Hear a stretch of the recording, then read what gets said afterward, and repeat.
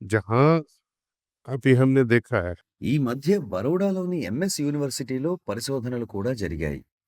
కుటుంబ సభ్యులందరూ ధ్యానం చేసే కుటుంబాలు, ఎవరూ ధ్యానం చెయ్యని కుటుంబాలు, కుటుంబంలో భర్త ధ్యానం చేస్తాడు, భార్య చెయ్యదు.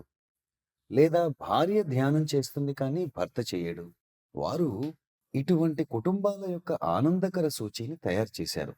సహజంగానే అందరూ కలిసి ధ్యానం చేసే కుటుంబాల్లో ఆనందం ఎక్కువగా ఉంది.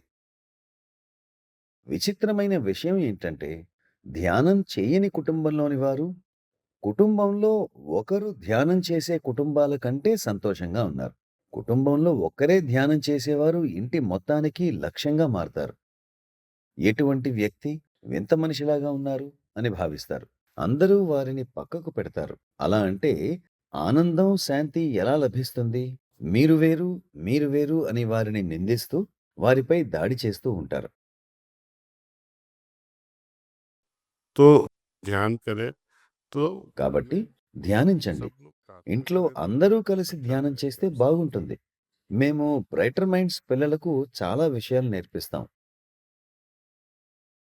పిల్లలు చాలా తొందరగా నేర్చుకుంటారు.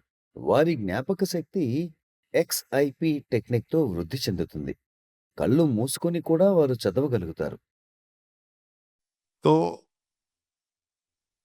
जो फैमिली में ఏ కుటుంబాల్లో తల్లిదండ్రులు ధ్యానం చేయరో ఆ పిల్లలు నేర్చుకుంటారు. కానీ 2, 3 నెలల్లో మర్చిపోతారు. ధ్యానం చేసే కుటుంబంలోని వారు పిల్లల యొక్క బ్రైటర్ మైండ్స్ మీద కూడా శ్రద్ధ పెడతారు. वो ब्राइटन माइंड की ఆ टेक्निक పిల్లలకు బ్రైటర్ మైండ్ టెక్నిక్ జీవితాంతం గుర్తుండిపోతుంది.